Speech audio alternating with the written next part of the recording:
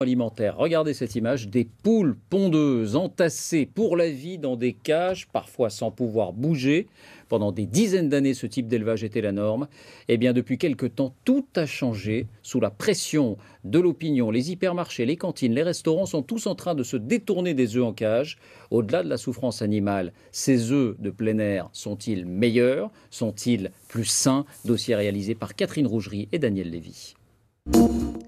À la coque, dur, au plat, incontournable sur nos tables, l'œuf, la protéine animale la moins chère du marché. Chaque année, nous en consommons 220 par personne et les clients sont de plus en plus exigeants. Moi, ce que je vais d'abord regarder, c'est le prix, avant tout. Je cherche des poules qui vivent en plein air. Je veux pas des poules enfermées. J'ai une préférence quand même pour le bio et le plein air. À première vue, tous ces œufs sont identiques. En réalité, leur origine diffère. Pour en avoir le cœur net, scrutez le code inscrit sur les coquilles. 0, élevage bio. 1, en plein air. 2, au sol. 3, en cage. Et justement, ces œufs issus de cages sont dans le collimateur de la grande distribution. Elle veut les bannir de ses rayons et en finir avec l'image de ces poules enfermées. Qu'est-ce que cela va changer dans les élevages? Les œufs de plein air sont-ils de meilleure qualité? Quel bénéfice pour le consommateur? Près de Grenoble, Jean-Philippe Nallet élève des poules en batterie. Dans ce bâtiment, 3 étages de cage. Au total, 125 000 poules.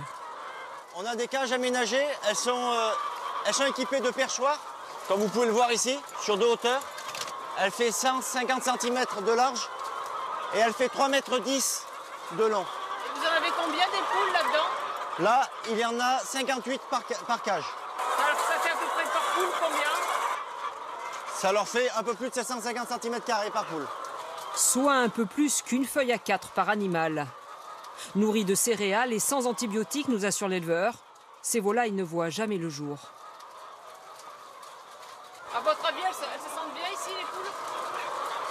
Ah, pour moi, une poule comme ça qui arrive à 70 semaines, comme ça, c'est une poule qui se sent bien.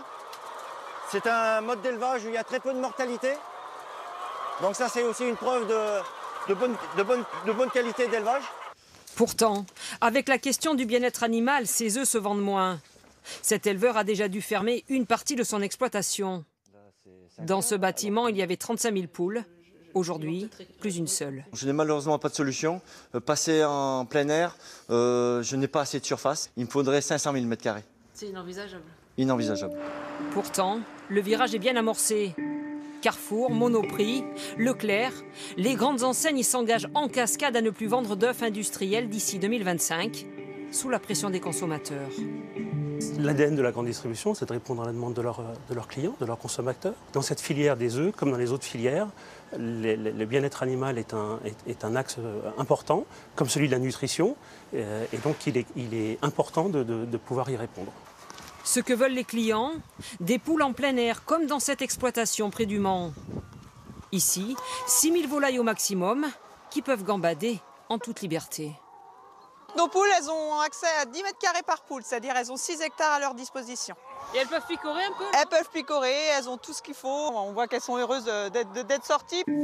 Plus heureuses, mais moins productives. 270 œufs par an en moyenne pour ces poules, contre 300 pour celles en cage. Résultat, des œufs plein air et bio jusqu'à 2 fois plus chers que les œufs industriels. Mais côté qualité, quelle différence pour le consommateur? Direction ce laboratoire près de Tours. Joël Gautron analyse des œufs depuis 30 ans. D'abord, il regarde la couleur. Ici, vous avez une palette de couleurs qu'on peut obtenir sur le jaune d'œuf. Puis l'aspect nutritionnel. La couleur du jaune est uniquement liée à l'alimentation de la poule, indépendamment du système d'élevage. Il faut avoir des œufs de très bonne qualité qui proviennent de cages ou très bonne qualité qui proviennent d'extérieur. Et côté sanitaire, entre œufs industriels et plein air, y a-t-il une différence?